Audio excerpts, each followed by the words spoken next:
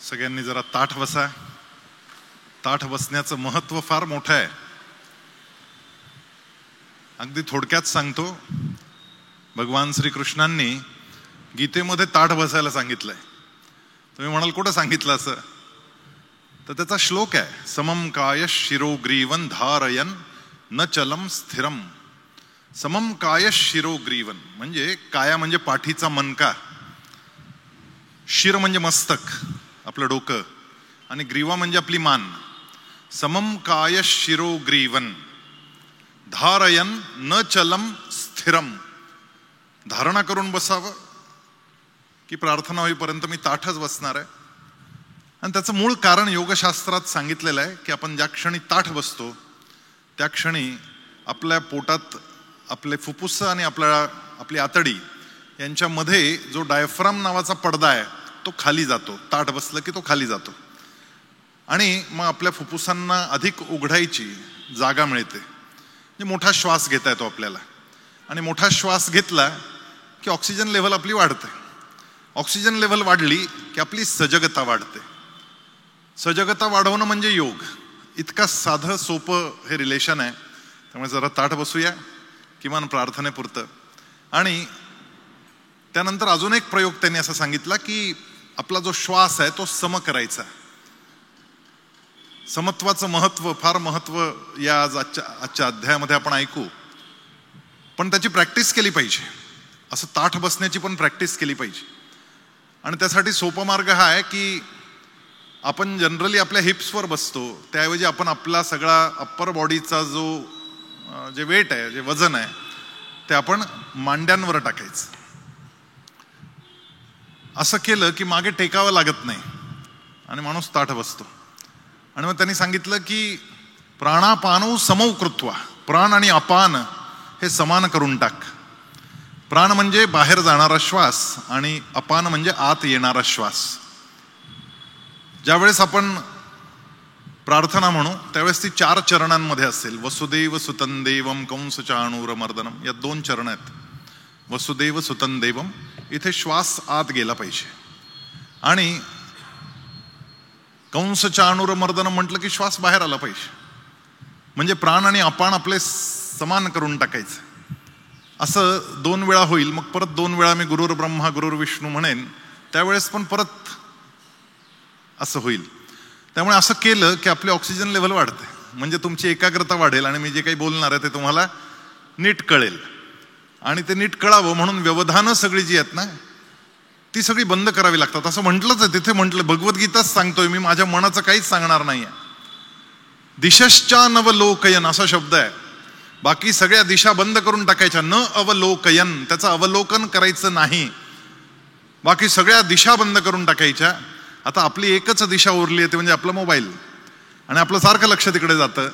तर दिशश्चा नवलोकयन म्हणजे व्याख्यान पूर्ण होईपर्यंत मोबाईलकडे पाहायचं नाही. ही धारणा, हा दृढ निश्चय करून प्रार्थनेला आपण आरंभ करूया. तर ताठ बसा, हात जोडा. वसुदेव सुतं देवं कंस चाणूरमर्दनम देवकी परमानंदं कृष्णं वंदे जगद्गुरुं. गुरुर्ब्रह्मा गुरुर्विष्णुः गुरुर्देवो महेश्वरः गुरुः साक्षात् परब्रह्म तस्मै श्री गुरवे नमः. जय श्री कृष्ण. तुमच्या सगळ्यांच्या हृदयात विराजमान त्या कृष्णाला प्रणाम करतो. परमश्रद्धेय स्वामी गोविंददेव गिरीजी महाराज यांच्या सूक्ष्म उपस्थितीला वंदन करतो. ज्ञानेश्वर माऊलींच्या चरणी नतमस्तक होतो. माऊलींनी ज्ञानेश्वरीची सुरुवात करताना ज्या 2 ओव्या म्हटल्यात त्या ओव्यांनी आपण परत सुरुवात करू, कारण ती मूळ ज्ञानेश्वरी आहे. आज पुढे जी ज्ञानेश्वरी मी वाचणार आहे ती सोप्या मराठीत नंतर पद्यानुवाद केलेली ज्ञानेश्वरी आहे. ती ज्ञानेश्वरी प्रज्ञाभारती श्रीधर भास्कर वर्णेकर यांनी लिहिली. कारण प्राकृत मराठी आपल्याला कळेनाशी झाली आणि म्हणून सोप्या मराठीत त्या ज्ञानेश्वरीचा अनुवाद पद्य स्वरूपात वर्णेकरजींनी केला. ते वर्णेकरजी आपल्याकडे 2 वेळा येऊन गेलेत संगमनेरला. अतिशय साधा माणूस, पण अतिशय विद्वान, प्रकांड पंडित. त्याने अतिशय सोपं असं जे अनुवाद केलं. अनेकांना आता मला अनेकांचे फोन आला की ती ज्ञानेश्वरी कुठे मिळेल, तर माझ्याकडे आपण गीता परिवारात मागवत असतो, तर त्या काही प्रती इथे आणायला सांगितल्या. 7-8 प्रती असतील, पण ज्यांना हव्या असतील त्यांनी नोंदणी करून फोन नंबर दिला तर त्यांना नंतरही ती ज्ञानेश्वरी देता येईल. आपण सुरू करूया. ओम नमो जियात्या वेद प्रतिपाद्या जय जय स्वसंवेद्या आत्मरूपा देवा तुची गणेशु सकलमतिप्रकाशु म्हणे निवृत्ती दासु अवधारी जोजी. ओम. काल आपण अर्जुनाचा विषाद ऐकला. अर्जुनानं उपस्थित केलेले काही प्रश्न ऐकले. ज्यावेळेस माणूस सत्व विसरतो आणि मोहवश किंवा अन्यान्य कारणाने, मग ती नकारात्मकता असेल, निगेटिव्हिटी असेल, तो क्रोध असेल, ती चिंता असेल, ती निराशा असेल, ती भीती असेल, डोक्यात विचारांची झालेली गुंतागुंत असेल, अनिद्रा असेल, आळस असेल, अशा कोणत्याही गोष्टींमुळे ज्या वेळेस आपण हतप्रत झालेलो असतो, हे प्रत्येकाच्या जीवनात कधी ना कधी होतंच. असं एकही माणूस नाही आहे की ज्याच्या जीवनात हे कधी घडलं नाही. आपल्या प्रत्येकाच्या आयुष्यात असा प्रसंग कधी ना कधी येतोच. अशा वेळेस काय करावं याचं चिंतन ज्ञानेश्वरीच्या या 2ऱ्या अध्यायामध्ये आहे, की जेव्हा जेव्हा असं घडेल तेव्हा तेव्हा काय नेमकं केलं पाहिजे जेणेकरून आपण पटकन त्या स्थितीतून बाहेर येऊ शकतो. कारण हे सगळं सुख आणि हे दुःख हे बाहेर आहे, हे आतमध्ये नाहीच मुळात. म्हणजे सर्वाधिक दुःख होण्याची जी स्थिती असते, तो क्षण असतो, तो म्हणजे आपल्या अत्यंत प्रिय व्यक्तीचं निधन. अशी व्यक्ती आपल्या जीवनातून निघून जाते, त्यावेळेस एक प्रचंड पोकळी निर्माण होते आणि त्या पोकळीत आपल्या विचारांची गुंतागुंत होऊन जाते की आता पुढे कसं व्हायचं. तो जो दिवस असतो, तो दिवस अतिशय आवेगाचा, विषादाचा असतो. या सगळ्या परिस्थितीला विषाद हा शब्द आहे. म्हणून पहिला जो अध्याय अर्जुन विषाद योग, अर्जुनाला मोह झाला म्हणून विषाद झाला. आपल्याला अन्यान्य कारणांनी विषाद होऊ शकतो आणि त्या सगळ्यांवरचा एकच इलाज आहे, त्याची मास्टर की आहे. ती मास्टर की 2ऱ्या अध्यायामध्ये सांगितली, ती आज आपण समजून घेणार आहोत. अशा पद्धतीचा जेव्हा विषाद अर्जुनाला झाला आणि तो आपलं रडणं रडायला लागला, अश्रुपूर्णा कुलेक्षणम असा शब्द आहे. 2ऱ्या अध्यायाची सुरुवातच आहे ती. संजय म्हणाला तन तथा कृपया विष्टम अश्रुपूर्णा कुलेक्षणम. अश्रुपात करतोय अर्जुन आणि माऊलींनी केवळ त्या अश्रुपाताचे शब्द घेतले आणि त्याच्यावर 4 ओव्या लिहिल्या, 5 ओव्या लिहिल्या. किती गोड आहे. म्हणजे एखाद्याचं रडणं सुद्धा किती छान करता येतं. तो जो दुःखाचा क्षण आहे त्या क्षणी अश्रुपात आपण करतोच करतो. त्या क्षणी आपल्याला खूप रडायला येत असतं, खूप दुःख झालेलं असतं, काही सुचत नसतं, काय बोलावं कळत नाही, खायची इच्छा होत नाही, पाणी प्यायची इच्छा होत नाही, आपण हतप्रत झालेलो असतो. आणि मग लोक भेटायला येतात, आपल्याला सांत्वन करतात.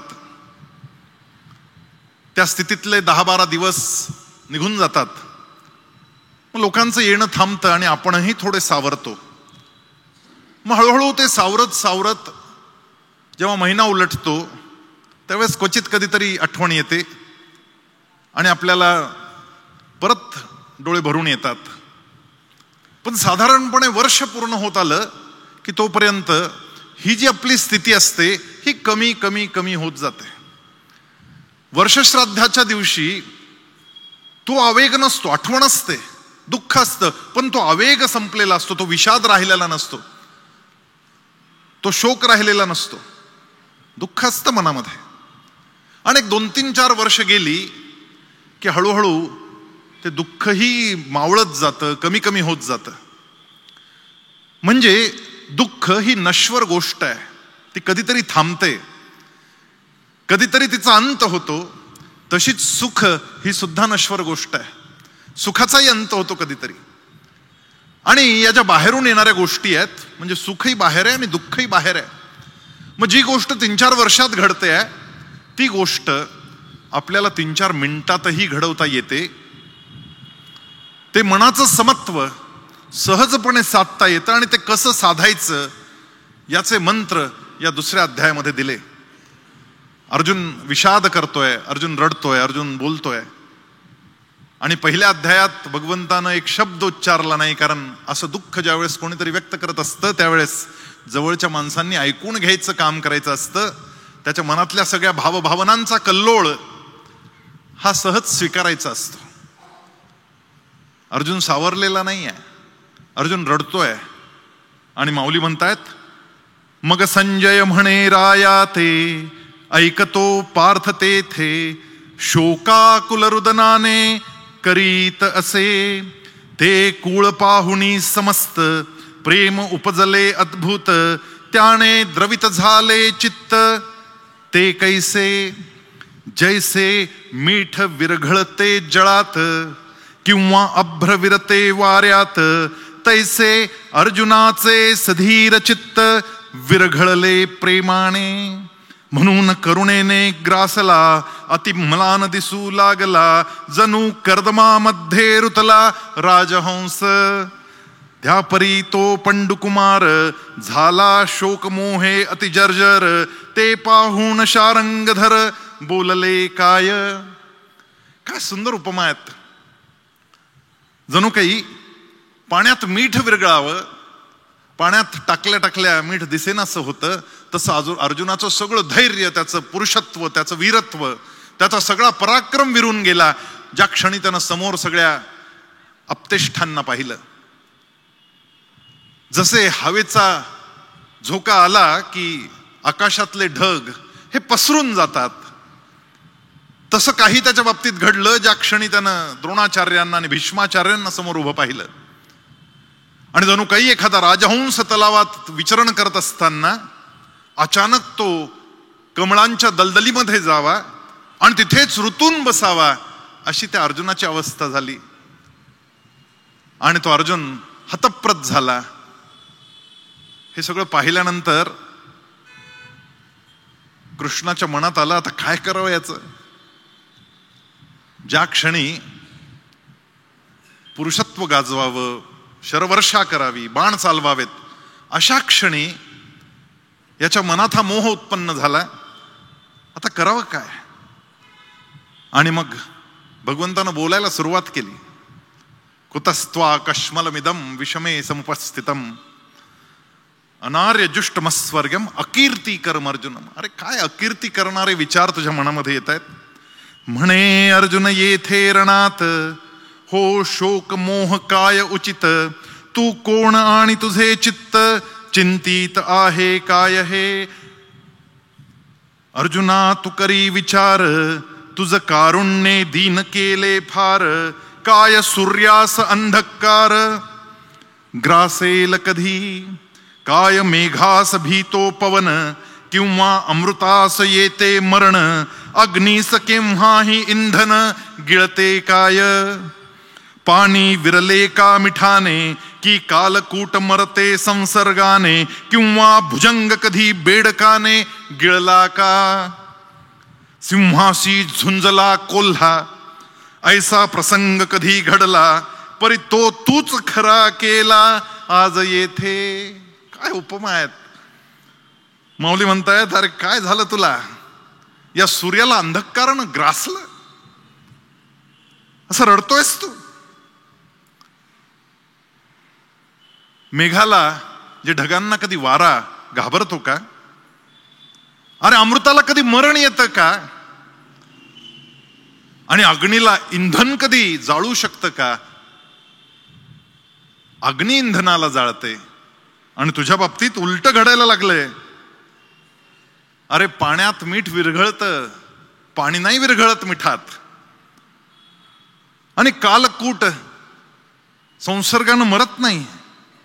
अरे बेडकाला कधी नागाला खाताना पाहिलंयस तू? आज काय अवस्था आहे तुझी? हे समोर उभे असलेली सगळी बेडकं आहेत, तू त्यातला भुजंग आहेस आणि असं वाटतंय की या सगळ्यांनी तुला गिळून टाकलंय.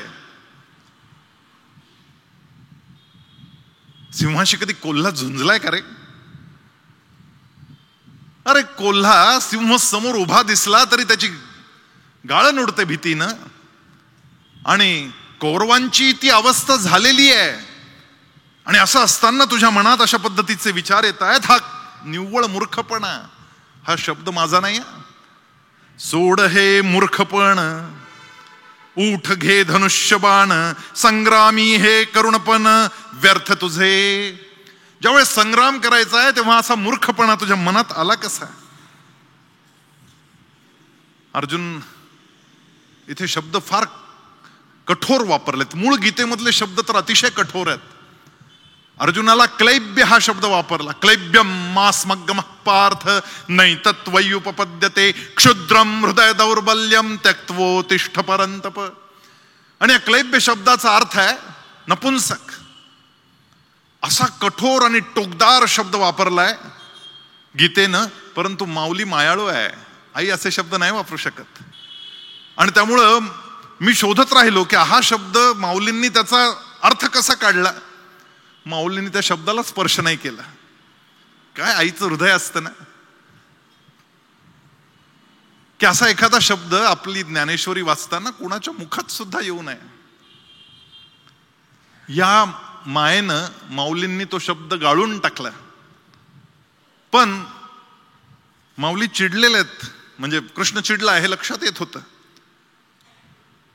असा शब्द वापरणारा माणूस की तू नपुंसक आहेस, क्षुद्रम हृदय दौर्बल्यम, तुझं हे क्षुद्र हृदय दौर्बल्य सोड, असे कठोर शब्द वापरणारे कृष्ण चिडलेत की काय असं वाटावं. आणि त्यात पुढे जाऊन संजयानं काय सांगितलं ती सगळी भावदशा सांगितली. पण या रागवण्याचा एक परिणाम मात्र झाला.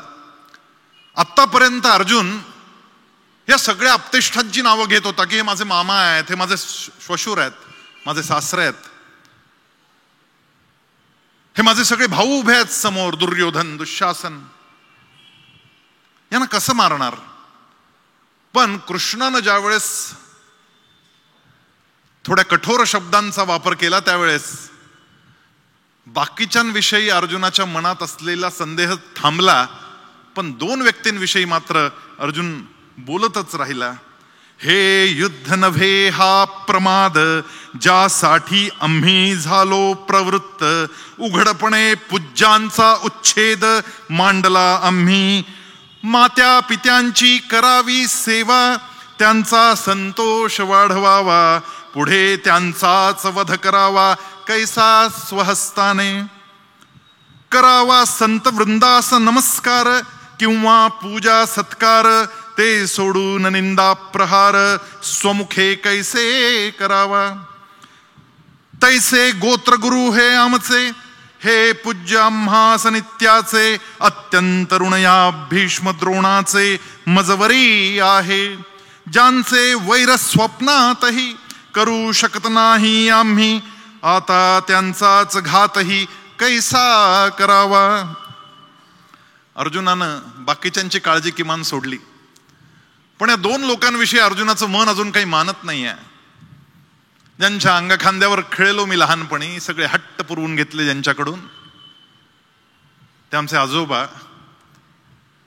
त्यांनी आम्हाला पितृछत्र दिलं. आम्हाला वडील नव्हते.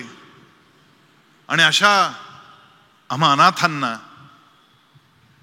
ज्यानं स्वतःची मांडी दिली, खेळवलं, गुंजारलं, सगळे लाड पुरवले, त्या भीष्माचार्यांचा वध करावा आम्ही.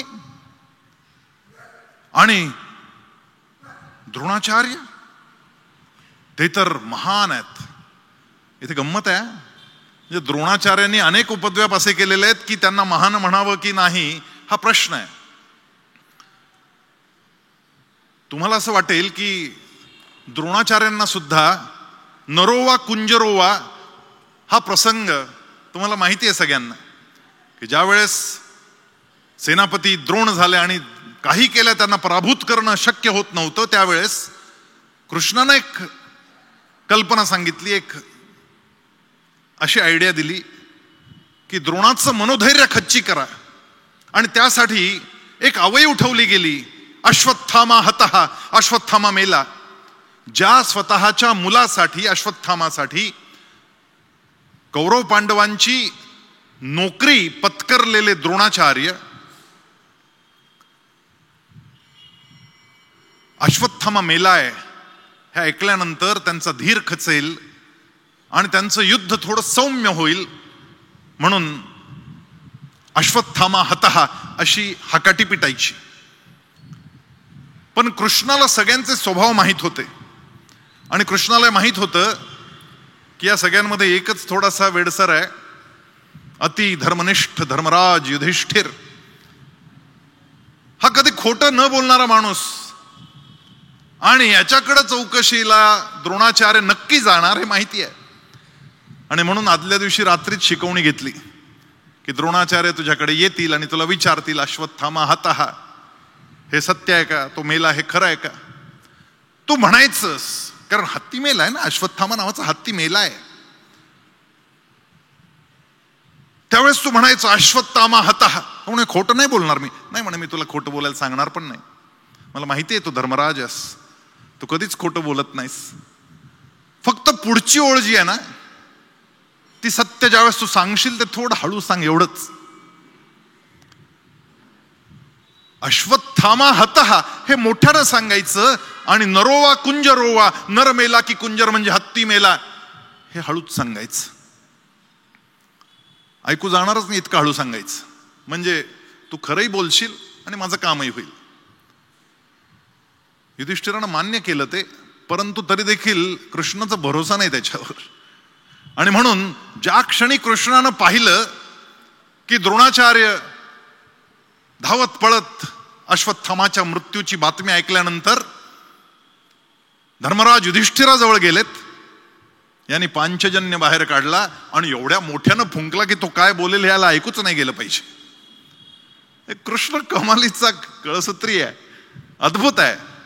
कोणत्या वेळेस काय करावं, आणि हे युद्ध आहे आणि हे युद्ध युद्धासारखं लढलं गेलं पाहिजे. आणि म्हणून आपला असा समज होतो की अश्वत्थामा मेला या वार्तेमुळे द्रोणाचार्य हतप्रत झाले, पण प्रत्यक्ष तसं घडलेलं नाही आहे. त्याच्या आदल्या दिवशी संध्याकाळी, या सगळ्या प्रसंगाच्या आदल्या दिवशी संध्याकाळी सगळे विप्रवर, सगळे महान ऋषीमुनी हे या द्रोणाचार्याकडे गेले, त्याच्या राहुटीत गेलेत आणि त्याला सांगितलं, अरे ब्राह्मणा, अरे तू ब्राह्मण धर्मच सोडलास. एक तर ब्राह्मणानं शिक्षण द्यायचं असतं, युद्धात उभं राहायचं नसतं, तू युद्धात येऊन उभा राहिलास. पण हे ठीक आहे, पण त्या आधी झालेले सगळे अन्याय तू पाहत राहिलास आणि एक शब्द बोलला नाहीस. आणि तू स्वतः विकला गेलास आणि तुझं ज्ञान तू विकलस, याचा एवढा मोठा दोष नाही. आणि त्या द्रौपदीचं चिरहरण होताना तू एक शब्द बोलला नाहीस. केवढी पाप, याचं एकच प्रायश्चित्त आहे, देहांत प्रायश्चित्त. सोड तो शरचाप, धनुष्यबाण खाली ठेव आणि मृत्यूला कवटाळ. हे आदल्या दिवशी संध्याकाळी वेगवेगळ्या ऋषीमुनींनी येऊन द्रोणाचार्यांना सांगितलंय. त्यामुळे त्या दिवशी रात्रभर झोपलेलेच नाहीत ते. पण गुरुविषयीची नितांत श्रद्धा ही असलीच पाहिजे. आणि शिष्यांना गुरुचे दोष कधी आपल्या तोंडून बोलायचे नसतात. आणि म्हणून त्या धर्माला अनुसरून अर्जुन म्हणतोय, देवा ऐकतो समुद्र गंभीर, परितो तत्वतः आहे थिल्लर.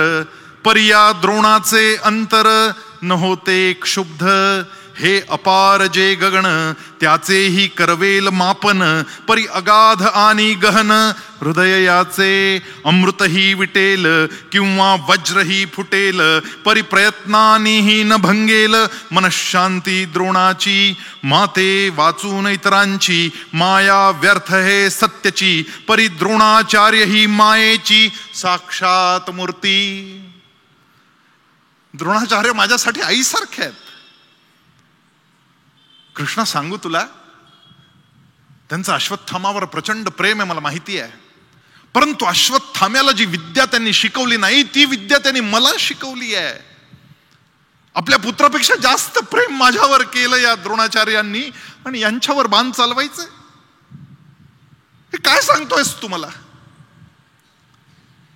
माझ्याच्यानी हे घडणार नाही. हा प्रचंड मोठा दोष आहे. आणि कृष्ण पाहतोय आणि हसतोय, स्माईल करतोय. त्या संजयानं तसं लिहून, म्हणजे संजय म्हणालाय तसं की या अर्जुनाकडे पाहून कृष्ण हसत हसत हे बोलतोय. म्हणजे या क्षणी कृष्णाच्या चेहऱ्यावर मागं उच्चारलेल्या शब्दांचा कठोरपणा, चेहऱ्यावर कुठं लवलेश त्या कठोरपणाचा नाही आहे. हसत हसत ऐकतोय कृष्ण. समुपदेशन करणाऱ्या मंडळींनी समोरच्याच्या भावनेच्या भरात स्वतः वाहून जायचं नसतं. त्याचं स्वतःचं मन अतिशय खंबीर असलं पाहिजे आणि आतमध्ये प्रसन्नता असली पाहिजे, म्हणजे योग्य ते मार्गदर्शन आपल्याला करता येतं. ते अर्जुन म्हणतो की मला शक्य नाही हे मारणं, पण एक सांगू का, आता मला नाही कळत आहे काहीच, मी हतप्रत झालोय, आता तूच आहेस माझं सर्वस्व, तू सांग अशा वेळेस मी काय केलं पाहिजे? योग्य आणि अयोग्य याची व्याख्या तू कर. तू माझा गुरु हो. आतापर्यंत सखा आहे, आता गुरु हो म्हणतोय. आणि तू जे सांगशील त्यामुळे कदाचित काही परिणाम होईल, परंतु आत्ता मला युद्ध करणं अशक्य आहे. न योत्सेति गोविंद उक्त्वा तुष्णीम बभूवः. मला नाही जमणार हे युद्ध करणं. आणि मग अर्जुन म्हणायला लागला, आम्हास काय उचित ते विचार करताही नाही सुचत, कारण या मोहे माझे चित्त झाले अतिव्याकुळ. जैसे होता तिमिरग्रस्त दृष्टीचे तेज होते लुप्त, जवळचे ही वस्तुजात मुळी न दिसे. तैसेच देवा मज झाले हे मन भ्रांतीने ग्रासले, आता काय आहे हित आपले तेही नाकळे. तरी कृष्णा तू करी विचार योग्य तेच आम्हा सांग सत्वर. तूच सर्वस्वानिष्ट मित्र आम्हास आता, तू गरुबंधू पिता तूच आमची इष्ट देवता, तूच संकटी रक्षण करता सर्वदा आमुचा. जैसा शिष्याचा गुरुवर सर्वथा न करी अव्हेर, सरितांचा त्याग सागर करील कैसा. किंवा अपत्यास सोडून माता जरी जाईल अच्युता, तरी सांगते सर्वथा जगेल कैसे. तैसा सर्वतोपरी आम्हास देवा तूच एक आहेस. पूर्वी बोललो जे तुम्हास ते न रुचेल जरी, तरी आम्हास काय उचित आणि जे नाही धर्म विपरीत, तेच आता सांग त्वरित पुरुषोत्तमा. आत्तापर्यंत एक शब्दही उपदेशाचा न केलेले कृष्ण उपदेशाचा आरंभ करतायत. पण तो उपदेशाचा आरंभ करण्यापूर्वी अर्जुनाची शरणागती झाली आहे. शरणागतीशिवाय उपदेशाला काही अर्थ नाही आहे. समोरचा आपल्या ऐकण्याच्या मनस्थितीतच नाही आणि आपण त्याला जर भडा भडा भडा बोलत राहिलो तर काही उपयोग होणार नाही. त्याचा शून्य उपयोग होईल, ते त्याच्या डोक्यावरून जाईल. जोपर्यंत त्याच्या हृदयामध्ये तुम्हाला ऐकण्याची इच्छा निर्माण होत नाही तोपर्यंत रडूच द्यायचं असतं की रडून घे, काय तुझा शोक करायचा बोल. त्याला बोलतं करत ठेवायचं असतं, त्याला मोकळं करत ठेवायचं असतं. आणि तो सगळा मोकळा झाला आणि मग शून्य झाला की मग त्या शून्यात आपण प्रवेश करायचा असतो. समुपदेशकाचं हे काम असतं. हे शून्य होणं म्हणजे काय? या शून्याला फार मोठा अर्थ आहे आणि हा शून्य भारतानं जगाला दिलेली देण आहे. पुढचे आकडे सगळे बाकीच्या देशांनी शोधले असतील, परंतु शून्य शोधणारा देश म्हणजे भारत आहे. आपल्या ऋषीमुनींनी हा शून्य शोधला. आणि तो शून्य धारणा आणि ध्यान यांच्या मध्याची स्थिती आहे की शून्य, की आता मनातला सगळा अहंकार बाहेर निघाला. ज्यावेळेस अहंकार संपतो त्याच वेळेस तो शून्य निर्माण होतो. आणि जोपर्यंत मनामध्ये तो शून्य निर्माण होत नाही तोपर्यंत भगवंताचं अधिष्ठान त्या मनात होतच नाही. जोपर्यंत मी आहे तोपर्यंत तो नसतो. आणि ज्या क्षणी तो त्या क्षणी तो येतो, ज्या क्षणी तो मी नसतो. हा मी काढून टाकणं ही भगवंताच्या आगमनाची पूर्व सूचना असते. तो अहंकार लयाला गेला पाहिजे. अहंकार मुक्त होणं म्हणजे शून्य आहे. या श्लोकामध्ये अर्जुनाचा अहंकार सगळा गळून पडला. तो जे काही पंडितासारखं टमाटमा बोलत होता ते सगळं थांबलं आणि इथं कृष्ण परत हसला. तमुवाच ऋषिकेश प्रहसन्निव भारत सेनयोरुभयोर्मध्ये विषीदन्तमिदं वचः. त्या दोन्ही सेनांच्या मध्ये उभ्या असलेल्या त्या रथामध्ये शोकग्रस्त झालेल्या अर्जुनाकडे पाहून कृष्ण मंद हसला आणि त्यानं सांगितलं, मनी आणून ते भ्रांतिकारण मग सरोषपणे केले भाषण जैसे मातेच्या कोपी प्रेमळपण असते गुप्त. हे पूर्वी जे काही बोलला होता ना चिडल्यासारखं, ते जे नपुंसक वगैरे शब्द वापरले होते ना, आई पण असंच कधी कधी रागवते मुलाला. पण मुलाला रागवत असताना तिच्या मनात क्रोध नसतो. तिच्या आवाजात जोर असेल कदाचित, तिचे डोळे मोठे होतात कदाचित, पण मनात त्या मुलानं सुधरावं ही प्रेमाची भावनाच असते. तैसे वरपांगी जरी क्रोधयुक्त परी अंतर्यामी रसयुक्त ऐसी वाक्ये श्री अनंत बोलू लागले. जरी वरी कडक वाटत होते तरी देखील आतमध्ये रसपूर्ण होते. आणि त्या कृष्णानं सांगायला सुरुवात केली, तू स्वतःच ज्ञानी म्हणविशी परी अज्ञापनान सोडिशी आणि शिकवू म्हणावे तो सांगशी बहुविध नीती. जात्यंधा लागे पिसे मग तो सैराटपणे धावत असे तुझे शहाणपणही तैसे दिसते आता. तू निजस्वरूप न जानसी आणि कौरवांसाठी शोक करीसी हाच विस्मय आम्हासी वारंवार वाटतो. तू भ्रामक अहंकाराने यांचा घातन चिंतीसी मनाने तरी काय हे चिरंतनपणे जगतील कौरव किंवा तूच एक मारणार आणि हे सगळे मरणार. ऐसा भ्रांतीचा संचार झाला काय तुझ्या मनी. परिमूर्खपणे न जाणसी न चिंतावे ते चिंतिसी आणि तूच नीती सांगशी पुन्हा पुन्हा आम्हास. पहा विवेकी जे असती ते उत्पत्ती लयास जाणुनी भ्रांती मनामध्ये शोक न करीती दोघांचाही. अर्जुन हा पंडितासारख्या गोष्टी करतोयस, अतिशय ज्ञानी पुरुषासारखं बोलतोयस. असं घडतं ज्यावेळेस एखादा त्याच्याच विचारात गुरफटून गेलेला असतो ना, त्याला त्याचंच म्हणणं सत्य कसं आहे असं वाटायला लागतं. आणि मग तो वेगवेगळ्या प्रकारचे तर्क द्यायला लागतो की नाही नाही हे शक्य नाही, तुम्ही म्हणताय ते चुकीचं आहे, मी जे म्हणतो तेच बरोबर, माझं तेच खरं, बाकीच्या सगळ्यांचं चुकीचं. अशी धारणा, अशी भावना त्या विषादग्रस्त लोकांची झालेली असते. हा अनुभव आपल्यापैकी सगळ्यांनी घेतलेला असेल. असे विषादग्रस्त जे झालेले असतात, आपण त्यांना समजवायला जातो, काही सांगायला जातो, पण त्यांची ऐकण्याची मनस्थितीच नसते. ते त्यांचंच काहीतरी सांगत चालतात आणि जणू काही केवढे विद्वान आहेत अशा पद्धतीचं त्यांचं ते सगळं बोलणं असतं. त्यांचा विवेक जागा झाला पाहिजे. आणि म्हणून कृष्णानं सांगितलं की अरे बाबा, तू मारणार आहेस आणि ते मरणार आहेत, मुळात हा भ्रम तुझ्या डोक्यातून काढ. याच्या उलटही घडू शकतं, युद्ध आहे आणि युद्धात काही पण घडू शकतं. आणि म्हणून सगळा पराक्रम पणाला लावावा लागेल आणि युद्ध करावं लागेल. आणि अशा प्रसंगी तुझ्या मनात अशा पद्धतीचे विचार येत आहेत, हे मूर्खपणाचे विचार आहेत, हे तू काढ.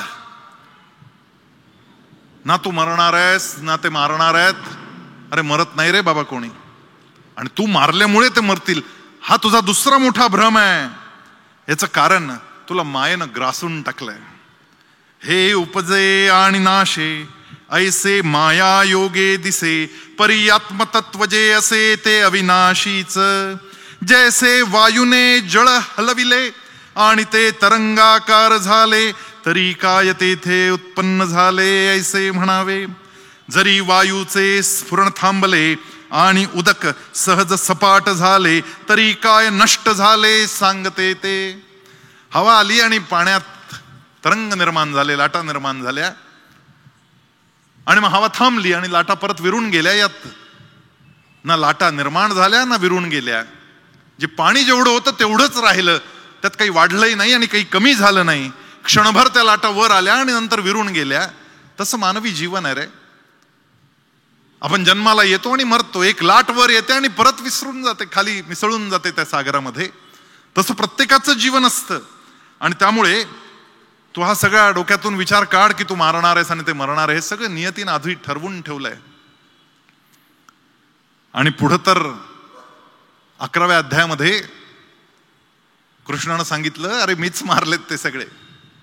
कारण ज्यावेळेस ते विराट रूप दिसायला लागलं आणि या आकाशापासून त्या आकाशापर्यंत, क्षितिजापासून त्या क्षितिजापर्यंत पसरलेले ते सगळे चेहरे आणि ते अक्राळ विक्राळ दात दिसायला लागले, करकर करकर त्याच्यातून आवाज येतोय आणि त्यातल्या काही मुखांमधून वन्ही बाहेर पडतोय आणि त्या आगीच्या लपटांमध्ये, त्या लपटींमध्ये कर्ण, दुर्योधन, दुःशासन, पितामह भीष्म, द्रोणाचार्य हे सगळे भराभरात खेचले जात आहेत, जणू काही पतंग ओढले जावेत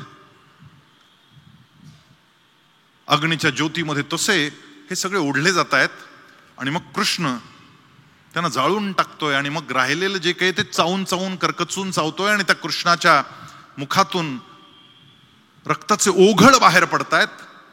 असं जे चित्र, बिभत्स चित्र त्या विश्वेश्वर रूपामध्ये, त्या विराट रूपामध्ये अर्जुनाला दिसलं आणि अर्जुन भयकंपित झाला, थरथर थरथर कापायला लागला. त्याचं डोकं इतकं खाली गेलंय की त्याचे हात मुकुटाला लागलेत. म्हणजे नमस्कार असा नाही केलाय, तो नमस्कार करताना इतका वाकला की त्याच्या मुकुटाला हात लागला, इतका झुकला. आणि विचारलं त्यानं की काय पाहतोय मी, हे कसे मेले सगळे, हे तर समोर उभे दिसत होते आत्ता आत्ता आणि हे तुझ्या मुखात ओढले गेले आणि तू त्यांना खाऊन टाकलंस, हे कसं शक्य आहे.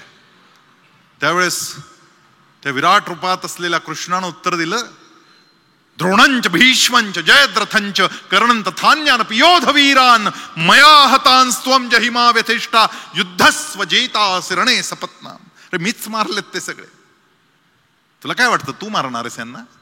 यांच्या नियतीनं यांचा मृत्यू आधी लिहून ठेवलेला आहे, मीच लिहिलाय तो मृत्यू, मी मारून टाकलेत. आता तू फक्त बाण चालव, निमित्त मात्रम भव सव्यसाची. तुला विजय द्यायचा आहे मला आणि म्हणून तुझ्या हाती हे निमित्त लिहिलंय, तू फक्त बाण चालव आणि यांचा वध कर. आणि ही विजयश्रीची माळ मला तुझ्या गळ्यात घालायची आहे. त्यामुळे जन्म मृत्यू हे सगळे मरतील आणि मग काय होईल, कुळाचं काय होईल, हे सगळं झालेलं आहे, होणार आहे. हे आज नाही तर उद्या कधीतरी घडणार आहे. आणि त्यामुळे स्वप्नी जे पाहिले विषय ते स्वप्नीच वाटती सत्य, मग जागृत होऊन पाहता दृश्य काही एक ना दिसे. तैसी ही असे सर्व माया आणि तू भ्रांत झालास वाया. शस्त्रे कोणताही छाया न होते छिन्न विछिन्न. शस्त्रांनी माणसं मारता येतील पण त्याची छाया थोडी मारता येते, त्याला छिन्न विछिन्न नाही करतायत, ती सावली नाही कापतायत. किंवा पूर्ण कुंभ उघडला तेथे बिंबाकार दिसतो लोपला, परी तो सूर्य नाही गेला त्याच्यासह. एखाद्या मडक्यामध्ये पाणी भरलेलं असावं आणि त्यामध्ये सूर्याची छाया दिसत असावी, ते प्रतिबिंब दिसत असावं आणि तो घडा रिता केला की आतलं प्रतिबिंब जातं. याचा अर्थ सूर्य जात असं नाही. सूर्य आहे तिथेच राहणार आहे, फक्त प्रतिबिंब जाणार आहे. तसं मेल्यानंतर सुद्धा यांचे आत्मे इथंच राहणार आहेत, ते काही जाणार नाही आहेत, ते अमर आहेत. आणि त्यामुळे तू उगाच चिंता करू नकोस. किंवा मठामध्ये आकाश जैसे मठाकार मात्र असे, मठ भंगताही अभंग ऐसे मठाकाश. आणि मग त्या रित्या झालेल्या घड्यामध्ये आतमध्ये जे आकाश असतं, जी पोकळी असते किंवा जी हवा असते ती बाहेर पण असते आणि आतमध्ये पण असते. ते आकाश बाहेरही असतं आणि आतमध्येही असतं. तसं ते प्राणतत्व जे चराचर सृष्टीत वाहत आहे ते बाहेर पण आहे आणि आतमध्ये पण आहे शरीरामध्ये. आणि ज्या वेळेस शरीर मृत पावतं, तो घडा ज्या क्षणी फुटतो त्या क्षणी ते मठाकाश जे असतं, म्हणजे त्या माठातलं आकाश जे असतं त्या विस्तीर्ण आकाशात एकत्र होऊन जातं. आणि म्हणून आपल्याकडे मृत्यूनंतर तिथे जी प्रदक्षिणा केली जाते ना, त्यामध्ये एक माठ, त्याला एक एक खड्डा करत करत आतलं पाणी बाहेर काढलं जातं आणि मग आतमध्ये ती पोकळी निर्माण केली जाते आणि शेवटी ते माठ फोडून टाकलं जातं. हे कशासाठी करायचं हे समजावं म्हणून ते करायचंय. आपण फक्त आता रीतिरिवाज पूर्ण करतो, पण का करतोय हे मठाकाश म्हणजे काय, त्यात सूर्याचं प्रतिबिंब असतं म्हणजे काय, ह्याचा विचार न करता या सगळ्या गोष्टी आपण करायला लागलो. तैसा शरीराचा होता लोप, नाशन पावे स्वरूप, म्हणून हे भ्रांतीचे पाप सोड बापा. ही सगळी भ्रांती आहे तुझी आणि स्वाभाविक आहे. जेव्हा मोह होतो ना तेव्हा असं घडणं हे स्वाभाविकच असतं. पण ही उत्पत्ती, स्थिती आणि अंत जे आहेत हे चक्र असंच चालत राहणार आहे. उत्पत्ती, स्थिती आणि अंत असती निरंतर आणि नित्य. जैसा प्रवाह असे अखंडित गंगा जळाचा, ते अखंड उत्पन्न होते अंती समुद्रास मिळते. मध्येच वाहताना दिसते गंगाजळ. परिपार्था येथे काही तुझ शोकाचे कारण नाही. हे जन्म मृत्यू सर्वाही अपरिहार्य. तो जन्माला आला तो मरणार आहे आणि त्यामुळे त्या अपरिहार्यपणे होणाऱ्या घटनांचा शोक तू करावास याचं काही कारण नाही. जी ही भूते समस्त जन्मापूर्वी होती अमूर्त, मग पुढे झाली व्यक्त जन्म होता. स्वप्न दिसे निद्रिता जैसे, ब्रह्मस्वरूपी आकाश आकार तैसे. जन्म मृत्यू मायावशे भासतात केवळ. वायूच्या स्पर्शाने नीर ते भासते तरंगाकार, किंवा सुवर्णची होते अलंकार इतरांच्या इच्छेने. एखादा सोनार असतो ना, तो काय करतो, तुम्ही मोडायला दागिना घेऊन जाता आणि तो मोडता, तो त्याचं सोनं तयार करतो आणि परत त्यामध्ये काही अशुद्धी टाकतो. कारण 24 कॅरेटच्या सोन्याचे दागिने होऊ शकत नाहीत, ते मोडून जातील. त्यामध्ये काही अशुद्धी टाकावी लागते. ते 22 कॅरेटचं करावं लागतं, 20 कॅरेटचं, 18 कॅरेटचं करावं लागतं आणि मग परत त्याला आकार देता येतो. म्हणजे सोनं संपत नाही, ते जेवढं असतं तेवढंच शिल्लक राहतं, फक्त त्याला वेगवेगळे आकार प्राप्त होत जातात. तसं हे मृत्यूचं आहे. एखाद्या सोनारानं सोनं तापवावं, त्याचा रस तयार करावा आणि नवीन साच्यात घालून नवीन अलंकार तयार करावा, इतकं सहजपणे हे घडत असतं रे. तर त्यामुळे त्याची काळजी करायचं तुला काही कारण नाही. जन्म मृत्यू सगळ्यांनाच आहेत आणि त्यामुळे तू त्याची काळजी नकोस करू. तू त्या आत्मचैतन्याचं स्मरण कर, ज्याची अंतरी गोडी लागता. हे विषयही सोडती संता, ते विरक्तही ज्याच्या करिता वनवासी होतात. आता भगवान मूळ मुद्द्यावर येत आहेत की हा विवेक धारण करायचा तर कसा करायचा. कारण हा जो देह आहे ना, हा देह हा असाच नाश पावणारा आहे. त्या देहाकडे नाही पाहायचं, त्यापेक्षा जास्त महत्वाचं तो न संपणारा जो आहे आतमध्ये बसलेला, त्याचं चिंतन मनात केलं पाहिजे. तो परमात्मा तुमच्यामध्ये त्या आत्मरूपानं उपस्थित आहे. तुमचा आत्मा म्हणजे त्या परमात्म्याचा अंश आहे. त्या परमात्म्याचं चिंतन करावं. जे सर्वत्र सर्वही देखी, त्याचा घात करणे शक्य नाही. ते विश्वात्मक तू पाही चैतन्य एक, ज्याच्या सत्ता मात्रे केवळ. हे होणे जाणे सकळ, मग कोणासाठी तळमळ येथ तू करीतोसे. हे तळमळ थांबव आणि तू त्या आत्मरूपाचं चिंतन आता आरंभ कर. आणि ज्या क्षणी तू ते आत्मरूप पाहायला आरंभ करशील, ज्या क्षणी आतमध्ये उतरायला सुरुवात करशील ना, कारण तू सारखा बाहेरच आहे. हे बाहेर असणं, डोळ्यांनी बाहेर पाहतोय, कानांनी बाहेरच ऐकतोय,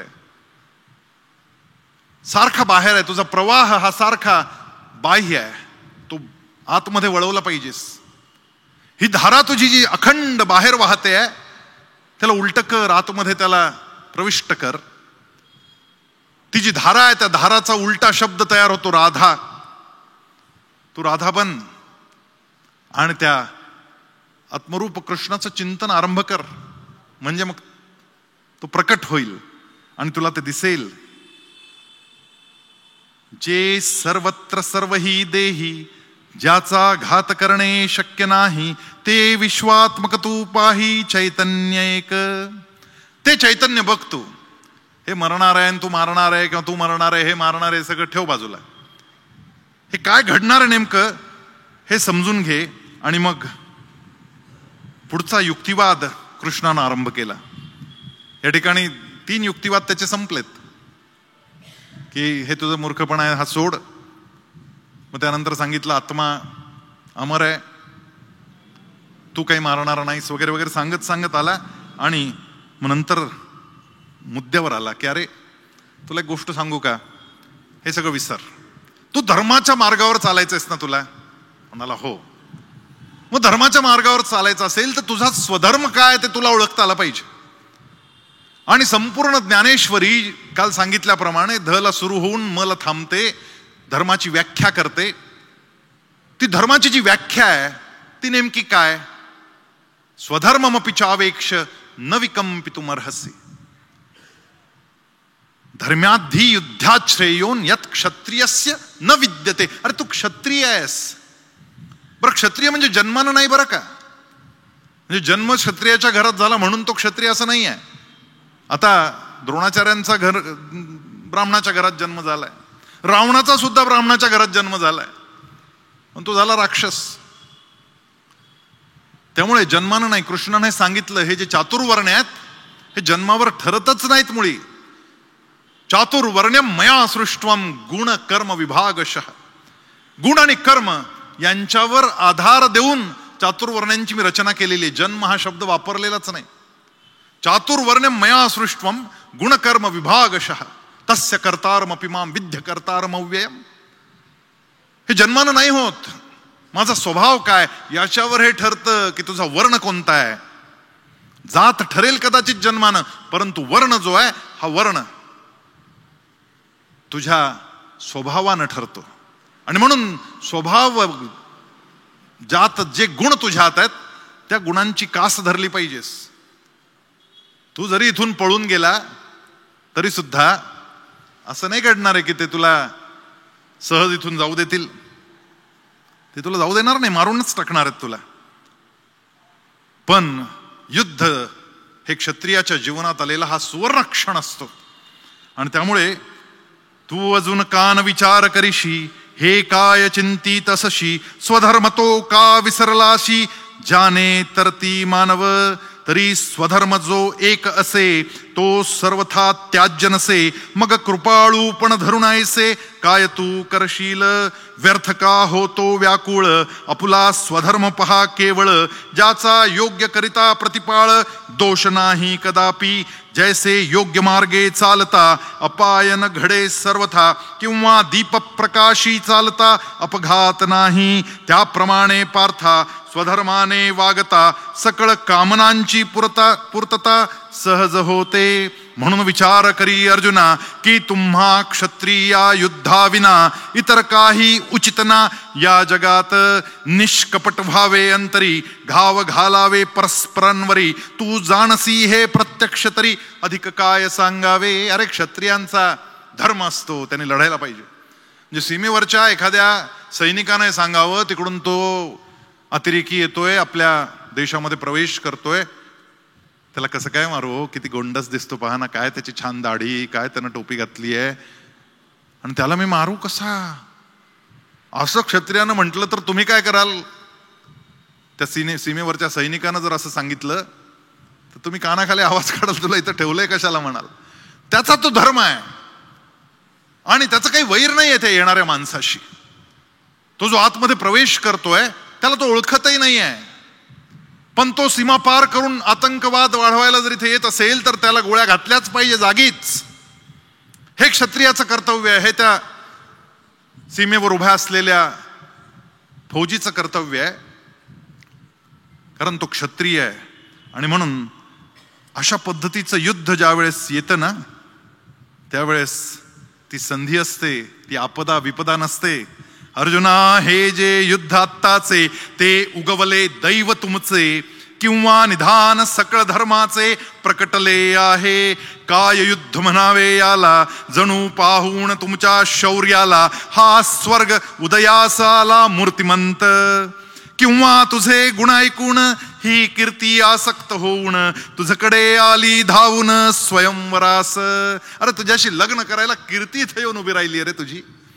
हे युद्ध तू करावंस आणि इथे पराक्रम गाजवावा आणि इतिहासात तुझं नाव अमर करावं म्हणून हे युद्ध चालून तुझ्याकडे आलंय. हे भाग्य तुझ्या चरणी आलेलं आहे. क्षत्रिय करीती पुण्य बहुत, तेव्हाच लाभते ऐसे युद्ध. जैसे चालत असता मार्गात आढळावा चिंतामणी.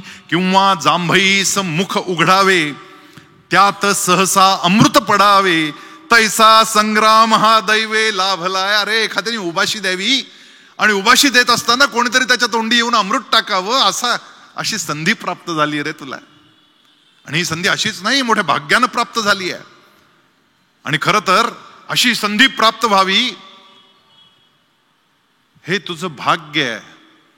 हे युद्ध टाळायचे प्रयत्न कमी नाही झालेले. मी स्वतः गेलो होतो हस्तिनापुरात, तुमची सगळ्यांची बाजू मांडण्यासाठी, तुमची शिष्टाई करण्यासाठी मी गेलो होतो.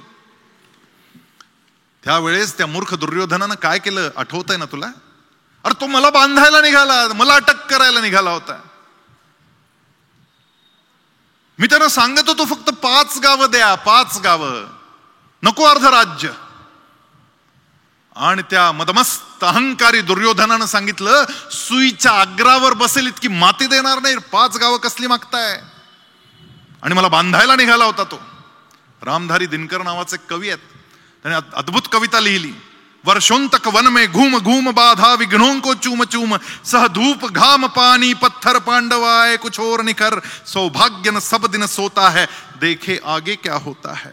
मैत्री की राह बताने को, सबको सुमार्ग पर लाने को, दुर्योधन को समझाने को, भीषण विध्वंस बचाने को भगवान हस्तिनापुर आए, पांडव का संदेशा लाए. 2 न्याय अगर तो आधा दो, 2 न्याय अगर तो आधा दो, पर इसमें भी यदि बाधा हो तो दे दो केवल 5 ग्राम. रखो अपनी धरती तमाम, हम वही खुशी से खाएंगे, परिजन पर असिन उठाएंगे. दुर्योधन वह भी दे न सका, आशीष समाज की ले न सका. उल्टे हरि को बांधने चला, जो असाध्य साधने चला. जब नाश मनुज पर छाता है, पहले विवेक मर जाता है. हरि ने भीषण हुंकार किया, अपना स्वरूप विस्तार किया. डगमग डगमग दिग्गज डोले, भगवान कुपित हो कर बोले, जंजीर बढ़ाकर साध मुझे. हा हा दुर्योधन बांध मुझे. यह देख गगन मुझ में लय है, यह देख पवन मुझ में लय है. मुझ में विलीन झंकार सकल, मुझ में लय है यह संसार सकल. अमरत्व फूलता है मुझ में, संहार झूलता है मुझ में. उदयाचल मेरा दीप्त भाल, भूमंडल वक्षस्थल विशाल. भुज परिधि बंध को घेरे है, मैं नाक मेरु पग मेरे है. दीपते जो ग्रह नक्षत्र निकर, सब है मेरे मुख के अंदर. हे दाखवलं होतं ना यशोदेला लहान असताना, सगळ्या ब्रह्मांडाचं दर्शन घडवलं होतं. ते एक विराट रूप यशोदेला दाखवलं. आणि आता दुसऱ्यांदा विराट रूप त्या दुर्योधनाच्या सभेला दाखवतायत. दृग हो तो दृश्य अकांड देख, मुझ में सारा ब्रह्मांड देख. चर अचर जीव जग, क्षर अक्षर नश्वर मनुष्य, सुर जाति अमर. शतकोटि सूर्य शतकोटि चंद्र, शतकोटि सरित सिर सिंधु मंद्र. शतकोटि विष्णु ब्रह्मा महेश, शतकोटि जिष्णु जलपति धनेश. शतकोटि रुद्र शतकोटि काल, शतकोटि दंडधर लोकपाल. जंजीर बढ़ाकर साध मुझे, हा हा दुर्योधन बांध मुझे. भूलोक अतल पाताल देख, गत और अनागत काल देख. यह देख जगत का आदि सृजन, यह देख महाभारत का रण. मृतकों से पटी हुई भू है, पहचान इसमें कहा तू है. अंबर में कुंतल जाल देख, पद के नीचे पाताल देख, मुट्ठी में तीनों काल देख, मेरा स्वरूप विकराल देख। जब सब जन्म मुझी से पाते हैं, फिर लौट मुझी में आते हैं। जिह्वा से कढ़ती ज्वाल सघन सांसों में पाता जन्म पवन, पड़ जाती मेरी दृष्टि जिधर, हंसने लगती है सृष्टि उधर। मैं जब भी मूंदता हूं लोचन, छा जाता चारों ओर मरण। बांधने मुझे जो आया है, जंजीर बड़ी क्या लाया है। यदि मुझे बांधना चाहे मन, पहले तो बांध अनंत गगन। सुने को साध न सकता है, वह मुझे क्या बांध सकता है। हित वचन नहीं तूने माना, मैत्री का मूल्य न पहचाना। तो ले मैं अब जाता हूं, अंतिम संकल्प सुनाता हूं। याचना नहीं अब रण होगा, जीवन जय या कि मरण होगा। टकराए नक्षत्र कर, बरसेगी भू पर वन्य प्रखर। फण शेष नाग का डोलेगा, विकराल काल मुह खोलेगा। दुर्योधन रण ऐसा होगा, फिर कभी नहीं जैसा होगा। भाई पर भाई टूटेंगे, विषबाण बूंद से छूटेंगे। वायस श्रुगाल सुख लूटेंगे, सौभाग्य मनुज के फूटेंगे। आखिर तू भूषाई होगा, हिंसा का परदाई होगा। थी सभा सन्न, सब लोग डरे, चुप थे या थे बेहोश पड़े। केवल दो नर ना आघाते थे, धृतराष्ट्र विदुर सुख पाते थे। कर जोड़ खड़े प्रमुदित निर्भय, दोनों पुकारते थे जय जय। दोनों पुकारते थे जय जय। हे दुसऱ्यांदा विराट रूप दाखवलं की तिथे मी खूप समजावण्याचा प्रयत्न केला, परंतु तो अहंकारी दुर्योधन समजला नाही आणि तुझं भाग्य उदयाला आलं. हे युद्ध तुझं भाग्य आहे. त्यामुळे असं युद्ध सोडणं ही अपकीर्ती होईल. 5वा युक्तिवाद केला. शस्त्र टाकशील या रणात तरी कीर्तीचा करशील घात. जी पूर्वजांनी केली संचित तुम्हासाठी धनुर्धरा. अस्ती कीर्ती जाईल जग सर्व निंदा करील. तुझं महादोष शोधतील निवासार्थ. पती वाचून वनिता निंदनीय होते सर्वथा. तैसी स्वधर्मा विनाया जीविता दुर्दशा येते. प्रेत पडता रणात त्यास गिधाडे फाडतात. तैसे महादोष व्यापतात स्वधर्महीना. तुझी कीर्ती जाईल रे. तू इथून पळून जाशील. तुला वाटतंय ते सोडतील तुला? तुझ्या मनात लाख उदार भावना आली आहे. हे सगळे जगावेत आणि सगळं कल्याण व्हावं सगळ्यांचं. मी इथून निघून जातो. धनाचा त्याग प्राणाचा त्याग करतो. अरे वेड्या, तू इथून 4 पावलं मागं टाकलीत ना तरी हे मागून घेतील तुला आणि छिन्न विछिन्न करतील तुला. ते चहूकडून वेढतील बाणवर्षाव करतील. तेथून सुटका न होईल या कृपाळूपणे अर्जुना. ऐशाही प्राण संकटातून जरी सुदैवे जाशील सुटून तरी ते जगणे मरणाहून अत्यंत वाईट. संभावितस्य चा कीर्तिर् मरणादपि रिच्यते. तू कणाकणानं क्षणाक्षणानं मरत राहशील अशी अपकीर्ती तुझी होईल. आणि त्यामुळं हे सगळं बंद कर. ऐकताच सिंह गर्जना युगांत आठवे मत्तम गजांना. तैसा या सर्व कौरवांना धाक तुझा. जैसे पर्वत वज्रास किंवा सर्प गरुडास तैसे अर्जुना हे तुझं मानती सदा. हे थोरपण जाईल मग हीनत्व अंगी येईल. जरी माघारी तू जाशील न झुंजताशी. आणि हे पळूही न देतील. धरून तुझी फजिती करतील. अत्यंत निंदाही करतील तुझ्या समक्ष.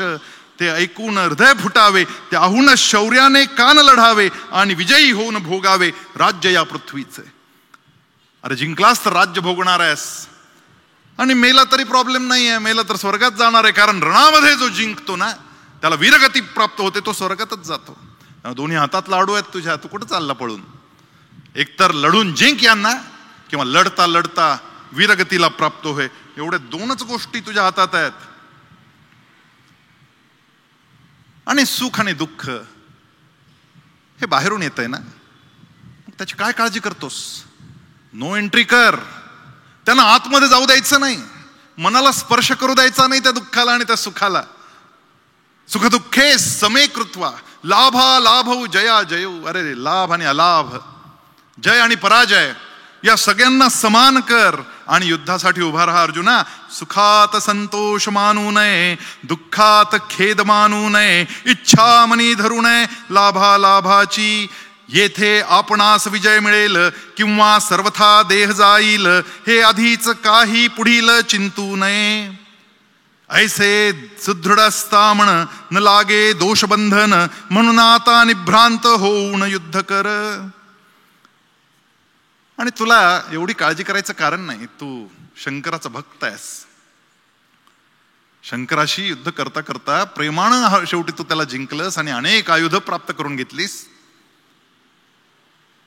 त्याचा जो मंत्र आहे ना, पंचाक्षरी मंत्र नमः शिवाय, हा पंचाक्षरी मंत्र तुला या सगळ्यातून तारून बाहेर काढील. त्यामुळे काळजीच करू नकोस, फक्त एकदा तो पंचाक्षरी मंत्र म्हण आणि पुढे सरक. तो महादेव सहज प्रसन्न होणारा देव आहे, तो भोळा सांब आहे. आणि म्हणून श्रावण आणि श्रावणी सोमवाराच्या दिवशी आपण उपवास करावा असं सांगितलं गेलं की काहीतरी थोडं आत्मनिग्रह, थोडा अवयवांना, आपल्या सगळ्या इंद्रियांना थोडंसं दाबून टाकावं. थोडासा धर्म, स्वल्पमप्यस्य धर्मस्य त्रायते महतो भयात. थोडासा धर्म तुम्हाला महाभयातून वाचवतो. सहज नाही येत रे असं. अरे तुला जणू काही परीस मिळालाय आता. परिसा सारखे पाषाण सहसा न येती आढळून, लाभतो अमृताचा कण दैवयोगाने. जैसा गंगेचा उदधी तैसा परमात्माची जिचा परमावधी, ऐसी ती योग बुद्धी दुर्लभ सर्वदा. ईश्वरा वाचून काही जिला दुसरी प्राप्ती नाही, ती एकच बुद्धी पाही अर्जुना जगी. याहून इतर दुर्बुद्धी जेथे बहुधा विकार होती, तेथे निरंतर रमती अविवेकी जन. त्यामुळे भगवत चिंतन जे आहे ना, ह्याच्यावरचा इलाज आहे. तू मनापासून भगवंताचं चिंतन कर, त्यालाच सद्बुद्धी म्हणायचं. आपल्याला ज्ञानेश्वरीतला ती ओवी आपल्याला सगळ्यांना खूप आवडते. जैसी दीपकळिका धाकुटी परी बहुतेजाने प्रकटी, तैसी सद्बुद्धी हे थेकुटी म्हणू नये. ही जी सद्बुद्धी आहे ना, की भगवंताला प्रेम करावं, त्याचं स्मरण करावं, याला सद्बुद्धी म्हणतात. बाकी सगळी दुर्बुद्धी. आणि ही सद्बुद्धी त्या दिव्याच्या वातीसारखी असते रे. ती एवढीशी वात असते, परंतु बहुतेजाने प्रगटी. जर अचानक लाईट गेले, अंधार झाला आणि एक दिवा तिथे लावला की आधार वाटतो ना. तसं कितीही निराशा असेल जीवनामध्ये, तरी हा प्रश्न मनात कधी आला नाही पाहिजे की परमेश्वरानं हे माझ्यासोबत काय केलं, किती अन्याय केला माझ्यावर. नाही, तुमच्यावर आज जो अन्याय झाला असं तुम्हाला वाटतंय, कदाचित त्याची ती वेगळी योजना असते आणि त्या दुःखातूनच तुमचं नवसृजन होत जातं, हे लक्षात घेतलं पाहिजे. ती भगवंताची योजना असते. तुम्हाला ते दुःख वाटतं, परंतु त्या दुःखातूनही सहज बाहेर निघता येतं. एखादं नुकसान झालं ना, त्या नुकसानातूनही शिकून बाहेर येता येतं आणि अधिक मोठं सृजन करता येतं, अधिक मोठा पसारा मांडता येतो. आणि त्यामुळे भगवंतावरचा हा विश्वास कधी थांबता कामा नये. स्वल्पमप्यस्य धर्मस्य त्रायते महतो भयात. हा छोटासा धर्म, हे किमान श्रावणी सोमवारचा उपवास करीन, किमान मी जाऊन महादेवाला अभिषेक पाणी घालीन, ती भावना पाहिजे. पत्रम पुष्पम फलं तोयम यो मे भक्त्या प्रयच्छति. काही नाही लागत मला, एक पान आण, एक बिल्वाचं पत्र ठेवलं की झाली पूजा. काही फार मोठा पसारा मांडायची गरज नाही, पण तो विश्वास मात्र मनामध्ये मोठा असला पाहिजे की हा माझा त्राता आहे, हा भगवंत सदैव माझ्या सोबत आहे. ही धारणा जर असेल ना, तर कितीही मोठ्या संकटातून बाहेर येता येतं. आणि अशा पद्धतीचा भगवत प्रेमाचा संकल्प मनात जागला की आपोआप समत्वाकडे वाटचाल सुरू होते. भगवान सांगतायत तू योगयुक्त हो, कारण तो आदियोगी आहे. तो महादेव आदियोगी, त्यानं तांडव केलं. ते तांडव देखील आईच्या रागासारखंच होतं. त्या तांडवात सुद्धा त्याचा एक वरदहस्त त्याच्या भक्तांसाठी कायम वरदान देणारा होता. आणि म्हणून त्याचं नाव नटराज पडलं. तो नाटक करत होता रागाचं, पण आतमध्ये त्याचं प्रेमच होतं. आणि ते नाटक करत असताना, ते नर्तन करत असताना, ते तांडव करत असताना अनेक योगमुद्रा बाहेर पडल्या आणि तिथून योगासनांची सुरुवात झाली. तो आदियोगी महादेव तो तुला प्रसन्न आहे असं असताना तुझ्या मनात हा विचार का यावा? तू तर समत्वाला लगेच साध्य झाला पाहिजेस. हे समत्व अंगीकार, हा समत्व म्हणजेच योग आहे. योगयुक्त होऊन फळाची आसक्ती टाकून कर्मे करावी चित्त देऊन अर्जुना तू. परंतु आरंभिले कर्म जरी दैवे पूर्ण झाले तरी त्याचा संतोष अंतरी मानू नये. किंवा एखादे निमित्त होऊन ते कर्म राहिले अपूर्ण तरी असंतोष मानून न क्षोभावे. कर्म करिता पूर्ण झाले तरी ते मानावे कामास आले. विघ्नाने जरी अपूर्ण राहिले तेही योग्य मानावे. जेवढे कर्म करावे तेवढे ईश्वरास अर्पावे. तेच परिपूर्ण मानावे सहजपणे.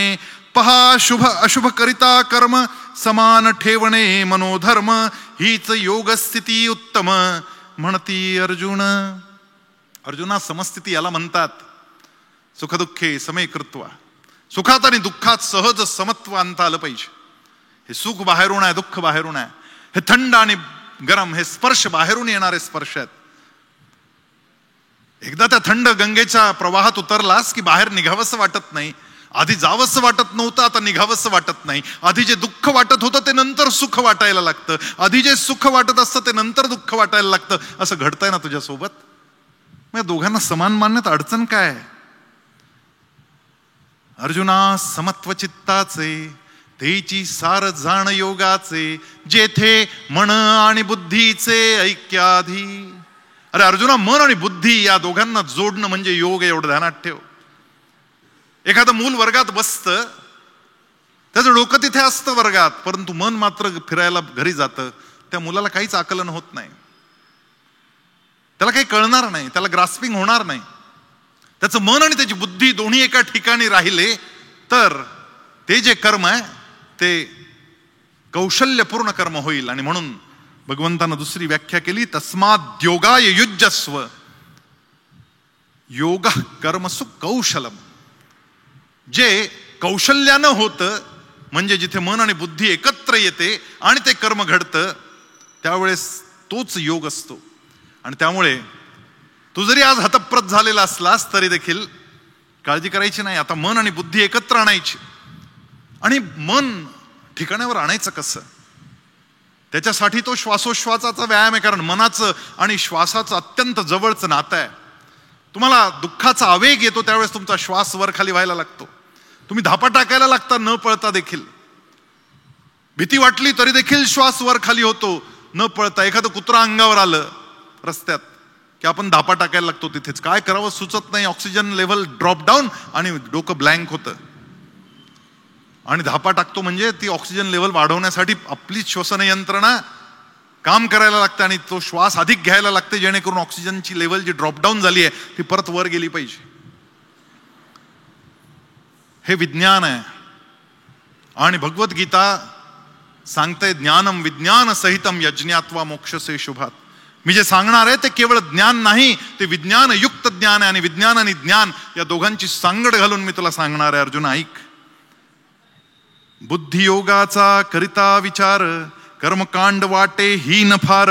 ऐसे सांगे योगेश्वर धनुर्धरा. अरे मग श्वासावर जर सगळं ठरणार आहे आणि आसन प्राणायाम प्रत्याहार धारणा ध्यान समाधी यानं जर सगळं काही होणार असेल तर मग कशाला घालायचा अभिषेक? कशाला करायचं हवन? कशाला यज्ञ याग करावेत? कशाला जपयज्ञ करावा? याची काय गरज आहे?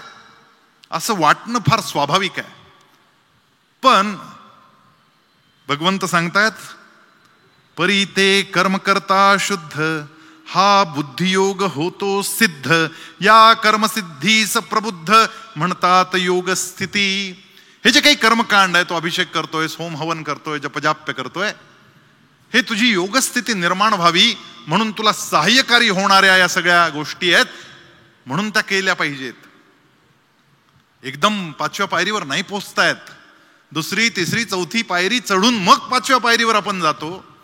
आपण आधीच कर्मकांड सोडायचा विचार करतो. 5व्या पायरीवर पोचलो नाही अजून पहिल्या पायरीवरच आपण विचार करतो, कशाला आपण डायरेक्ट जाऊ. पण एकदम 5 पायऱ्यांची उडी नाही मारता येत आपल्याला टप्प्याटप्प्यानं पुढे जावं लागतं. त्यासाठी हे कर्मकांड जे आहे ते महत्वाचं आहे. आणि म्हणून बुद्धियोग हा सशास्त्र, जेथे अर्जुना होई स्थिर, मनाने करी अव्हेर फळ हेतूचा. पण ते कर्मकांड देखील फलाकांक्षा ठेवून असतं. केवढा संकल्प सोडतात हातात पाणी घेऊन. मम, आता मम म्हटलं तोपर्यंत ठीक आहे, पण आत्मनहा स्मृती पुराणोक्त फल प्राप्त्यर्थम, म्हणजे अख्ख्या दुनियेचं फळ मला मिळून दे. आणि नुसतं मला नाही, अप्राप्य लक्ष्मी प्राप्त्यर्थम प्राप्त लक्ष्मी चिरकाल पर्यंतम संवर्धनार्थम, म्हणजे माझ्याकडे सगळे पैसे पण माझ्याकडेच येऊ दे, जे नाही ते पण येऊ दे. माझा उद्धार कर, माझ्या परिवाराचा उद्धार कर, माझ्या सगळ्यांचा. आणि शेवटी अशी कल्पना करता करता सगळ्या विश्वाचं कल्याण कर अशी कल्पना आपल्यामध्ये केली जाते. पण हा सगळा स्वार्थ बाजूला ठेव. कल्याण करायला तो तयारच आहे, तू सांगायची काही गरज नाही. तू फक्त निस्वार्थ बुद्धीनं हे सगळं करायला आरंभ कर. आणि मग 10 मुद्दे सांगितलेत. त्या 10 मुद्द्यांना भगवंतानं स्पर्श केला की एखाद्याची नकारात्मकता झालेली असेल, मग तो एकाकीपणा असेल त्यामुळे झाली असेल, कदाचित नातेसंबंधातल्या तणावामुळे झाली असेल, आर्थिक ताणतणावामुळे झाली असेल, एखाद्या अपयशामुळे झाली असेल, संवादातल्या कमतरतेमुळे झाली असेल, झोपेच्या सवयींमुळे, व्यायामाच्या अभावामुळे झाली असेल, ती नकारात्मकता ताणतणावांमुळे, तुलनेमुळे झाली असेल, अचानक आलेला बदल किंवा रिकामेपण यामुळे झाली असेल, अपेक्षांच्या ओझ्यामुळे किंवा वैचारिक गोंधळांमुळे किंवा निर्णय क्षमतेतल्या कमीमुळे तुझ्यात विषाद निर्माण झाला असेल, तर तो विवेकात कसा बदलावा. आणि असा विषाद देखील कधी कधी संधी होऊन येतो. त्या संधीचं सोनं कसं करायचं यासाठी 10 मुद्दे सांगितलेत. ते 10 मुद्दे आता मी सांगणार आहेत. जरा कान देऊन ऐका, ताठ बसा. कारण सगळ्या गीतेचं सार या ठिकाणी येतं. 2ऱ्या अध्यायातले हे जे श्लोक आहेत, इथे अर्जुनानं प्रश्न केला की मला सांग ना कृष्णा, अरे हे जे स्थितप्रज्ञ झालेले लोक असतात, ज्यांची बुद्धी स्थिर होते, ते दिसतात कसे? स्थितप्रज्ञस्य का भाषा समाधिस्तस्य केशव स्थितधिक किम प्रभाषेत, ते बोलतात कसे सांग ना मला.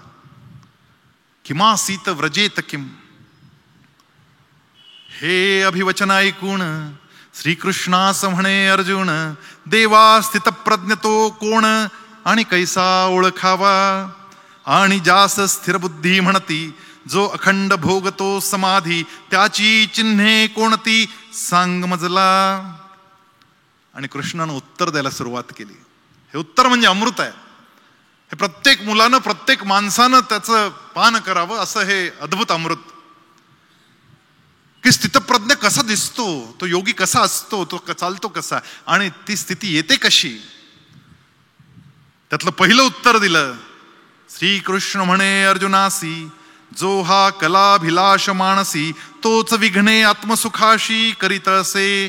जो सर्वथा नित्य तृप्त मन ज्याचे ज्ञानयुक्त, तोही पडतसे विषयात सामर्थ्य ज्यांच्या. तो काम सर्वथा जाऊन ज्याचे आत्मसंतुष्ट राहते मन, तोच पुरुष स्थितप्रज्ञ अर्जुना जाण. आत्मन्येवात्मना तुष्ट स्थितप्रज्ञस्तदोच्यते. तुला तुझ्या सोबत संतुष्ट राहता आलं पाहिजे.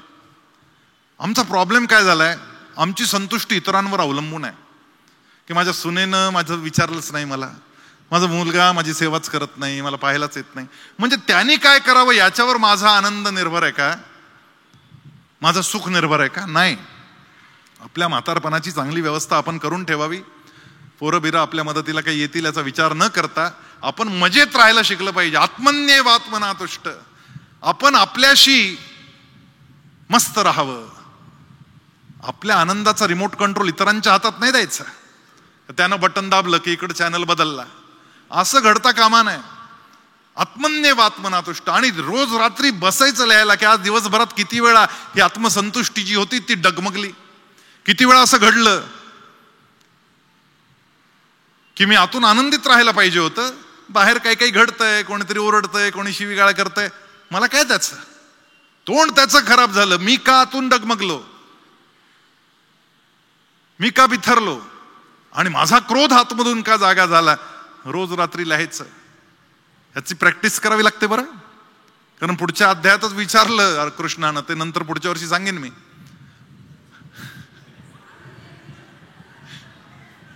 दर महिन्याला दरवर्षी 2 अध्याय असं ठरलंय. कारण एका दिवसात एक अध्याय पूर्ण करताना फेस येतो तोंडाला. सोपं नाही आहे, पण केली आता हिम्मत तर करूया. त्याने दुसरा मंत्र दिला. ही कृपा आहे तुमची, हे प्रेम आहे तुमचं माझ्यावर, की हे सगळं असं ऐकूनही टाळ्या वाजवताय. परंतु हे केवळ आपला समजून तुम्ही करत असलेलं प्रेम आहे. कृष्ण सांगतोय, हा जो क्रोध आहे ना, हा जो राग येतो ना तुला, त्याच्यामुळे सगळा गोंधळ आहे. नाना दुःखांची होता प्राप्ती, उद्वेग नाही ज्याच्या चित्ती, आणि सुखाची इच्छा कधी जास बद्ध करीना. अर्जुना, ज्याच्या अंतःकरणात मुळी नसती काम क्रोध, भयही त्यास अपरिचित परिपूर्ण तो. ऐसा जो संसारहीन तोच स्थिर बुद्धी तू जाण, जो सकळ उपाधी सोडून होतो भेदरहित. त्यानं बटन दाबलं आणि तुझा विस्फोट झाला क्रोधाचा. रिमोट कंट्रोल दुसऱ्याकडे द्यायचा नाही. काहीही झालं तरी देखील आपल्या रागाचा पारा नाही वाढला पाहिजे. कारण राग हा भयानक आहे. क्रोधात भवती सम्मोह. तुमच्यावर संमोहन करतं, गारुड करतं, तुम्हाला बधीर करून टाकतं, तुमच्यातला अविवेक जाग करतं, तुमचं सबकॉन्शियस माइंड अनकॉन्शियस करून टाकतं, तुमचं अंतर्मन बेशुद्ध होतं. आणि त्या क्रोधातून अनेक गोंधळ पुढे निर्माण होतात. त्यामुळे तुला क्रोधावर नियंत्रण प्राप्त करता आलं पाहिजे. हे कसं करायचं? काही नाही, रात्री लिहायचं आज दिवसभरात किती वेळा फुटलं, आणि मग प्रार्थना करून झोपायचं पसायदान म्हणून. आजही आपण म्हणणार आहोत पसायदान, आजपासून सुरुवात करू की उद्या मला सांभाळ रे बाबा. जेव्हा जेव्हा क्रोध येईल ना माझ्या मनामध्ये, तेव्हा तेव्हा तुझं नाव मला आठवलं पाहिजे. आणि आज 7 वेळा झालं ना, 70 वेळा तुझं नाव घेतो. जितक्यांदा राग आलाय ना तितक्या into 10 असं करायचं, तितके नामस्मरण करायचं आणि मग झोपी जायचं. आणि प्रार्थना करून की उद्या आधीच लक्षात ये माझ्या, आधीच जागा हो माझ्या आतमध्ये आणि मला जाग करून टाक. मला झोपू देऊ नकोस. माझा विवेक बेशुद्ध नाही झाला पाहिजे, मी शुद्धीवर राहिलो पाहिजे. 3 दिवसात असा अनुभव येतो की रात्रीची वाट नाही पाहावी लागत.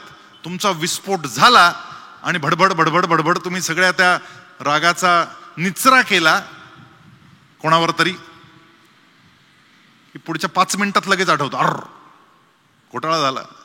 आपण ठरवलं रात्री रागवायचं नाही, पण राग झाला. आता मन 10 वेळा, लगेच 10 वेळा नाव येतं. आणि साधारणपणे 5व्या-6व्या दिवशी हा राग चालू असताना मध्येच तुम्ही भानावर येता आणि 10 वेळा नाव घेता. आणि बरोबर 1 आठवड्यात आपल्यावर लक्ष ठेवा. हा सोमवार ते पुढचा 3रा श्रावणी सोमवार. लक्ष ठेवायचं स्वतःवर. रोज रात्री जाग व्हायचं. जितक्यांदा राग झाला into 10 करायचं आणि तेवढं नामस्मरण करायचं. पुढच्या सोमवारी तुमच्या असं लक्षात येईल की खरा उपवास घडेल. उपवास म्हणजे केवळ खिचडी खाणं नाही हो. उपवास म्हणजे, वास म्हणजे निवास करणं, बसणं. उप म्हणजे शेजारी. त्या भगवंताच्या शेजारी बसणं, याला उपवास असा शब्द आहे. आणि शेजारी म्हणजे कुठे? तो इथंच आहे की. पण मीच झोपलोय तर त्याच्या शेजारी कसा बसणार? मग मी जाग करायचं स्वतःला आणि त्याच्या शेजारी बसायचं, म्हणजे स्वतःवर ते संयमन, ते खेचून आणायचं. 1 आठवड्यात अशी स्थिती निर्माण होते की राग यायच्या आधीच 10 वेळा नामस्मरण घडलेलं असतं. 3ऱ्या श्रावणी सोमवारी हे घडलं पाहिजे. आणि मग वर्षभर प्रॅक्टिस करायची. म्हणजे मग 3ऱ्या अध्यायाला आपण ज्यावेळेस येऊ त्यावेळेस तुम्हाला पुढचा अध्याय सहज कळेल. कारण तो कर्मयोग आहे, अजून थोडंसं अवघड होणार आहे. पण नुसता राग आवरून काम पूर्ण होणार नाही. पहिल्यांदा सांगितलं आत्मानंदात राहायचं, दुसऱ्यांदा सांगितलं रागावर कंट्रोल करायचा, आणि 3रा मंत्र दिला समभावात राहायचं. चंद्रबिंब परिपूर्ण सर्वा प्रकाश देते समान, तैसे ज्याचे अंतःकरण सर्वा ठाई समभाव. ऐसी अखंडपणे समता भूतमात्री सदयता, आणि पालट नाही चित्ता कदापि ज्याच्या. चांगले प्राप्त होता काही, जास संतोष आणि गर्व नाही, अथवा वाईट प्राप्त होताही, जास नाही विषाद. इतकं समत्व आणि इतका समभाव प्राणीमात्रांच्या विषयी. मग शत्रू येऊ नाही तर मित्र येऊ, शत्रू जरी समोरून येताना दिसला, आत्ता जे एकदम उफळतं ना की आला का, असं होता कामा नये. अरे वा, हा पण आला का, असं म्हटलं पाहिजे. म्हणजे आपल्याला नावडता माणूस आपल्या समोर आला तरी सुद्धा आपल्याला स्वतःवर तो संयमन आणता आलं पाहिजे. कशासारखं व्हावं, त्यासाठी कृष्णानं फार सुंदर उपमा दिली कासवाची. किंवा पार्था कुर्मा परी, आनंदे अवयव पसरी, अथवा स्वेच्छेने चावरी, आपले आपण. तैसी इंद्रिये स्वाधीन होऊन, ज्याच्या इच्छेनुसार करीती वर्तन, त्याचीच प्रज्ञा जाण स्थिर झाली. त्या कासवाला जशी 6 अंग आहेत ना, 4 पाय, शेपूट आणि डोकं, आणि कुत्रा अंगावर आलं की लगेच अकसून घेते सगळं, आणि कुत्रा गेला निघून की परत बाहेर पसरतो. तसं तुझी जी पंचेंद्रिय आहेत, ती पंचेंद्रिय तुला आवरता आली पाहिजे. आणि मनःषष्ठान इंद्रियाणी प्रकृतिस्थानी कर्षती, हे तर पाठ आहे आमचं. हे मन जे 6वं इंद्रिय आहे, या 6 इंद्रियांना त्याचा संकोच करता आला पाहिजे, त्यांच्यावर तुला नियंत्रण प्राप्त करता आलं पाहिजे. असं इंद्रियाचं संयमन जेव्हा तुला करता येईल, त्यावेळेस तू स्थितप्रज्ञ व्हायला लागशील. आणि त्याची सुरुवात उपवासानं होते. आणि म्हणून श्रावणी सोमवार आहे, म्हणजे काहीच खायचं नाही दिवसभर. आपला मेनू इतका तगडा आहे, रताळे मिळाले नाही, मग आता काय करावं, मग चिप्सची पाकिट आणली आणि सगळं जंक फूड खाल्लं आम्ही. भगवान सांगतायत बाकी सगळ्या अवयवांचं संयमन सहज होऊ शकतं, पण बटाट्याचे वडे, त्याचं संयमन अवघड आहे. रसनेचा निग्रह हा सगळ्यात अवघड. भगवानाने म्हणतायत श्रोत्रादिक इंद्रिये आवरती, परी रसनेचा संयम न करती, त्यास सहस्रधा बाधती विषय हे अर्जुना. जैसी पालवी खुडावी वरचे वरी, आणि उदक घालावे मुळावरी, मग कैसा होईल तरी नाश त्या वृक्षाचा. तो उदकाच्या बळाने आडवा वाढतो अंगाने, तैसे विषय या रसनेने पुष्ट होती मनात. विषय अन्य इंद्रियांचे सुटतील, परी जिभेचा विषय न हटेल, कारण हे न जगेल शरीर त्या वाचून. परंतु साधकास परब्रह्म जेव्हा होतो अनुभवगम्य, तेव्हा रसनेचाही संयम सहज होतो. मग शरीरभाव नष्ट होती, इंद्रिये विषयास विसरती, जेव्हा सोहमभाव प्रतिती प्रकट होते.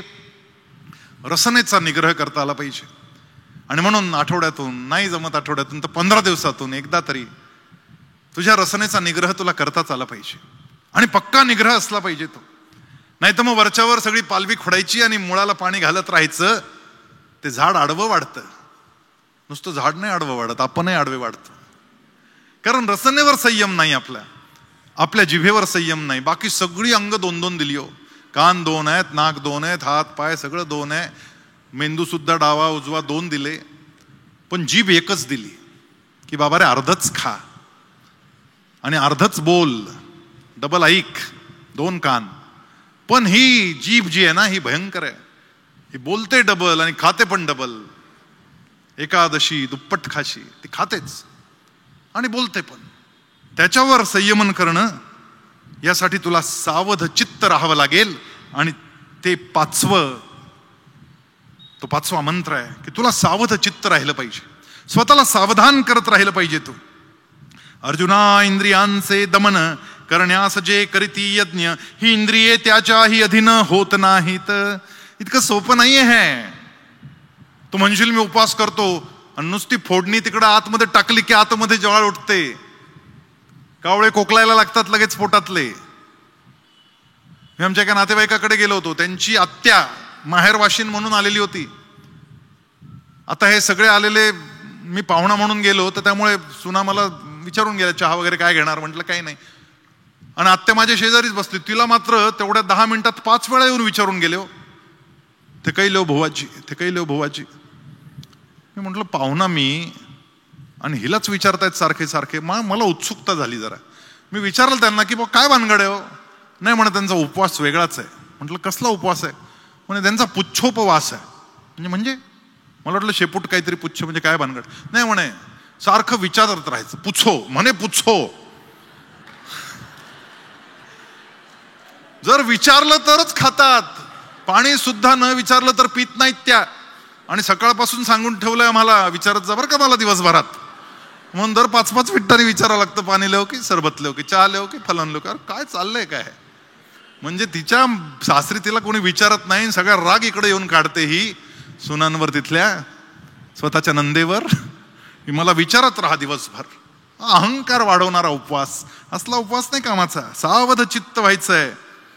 जो अभ्यासाची गस्त ठेवून यमनियमांचे करुण कुंपन मुठीत आपले मन ठेवितो नित्य त्यासही करती व्याकुळ ऐसे या इंद्रियांचे बळ जैसी मांत्रिकासही भुरळ घालते जाखीन अर्जुन हे विषय ही तैसे लाभतात रिद्धिसिद्धी मिशे आणि इंद्रियांच्या स्पर्शे भ्रष्ट करती योग्यास.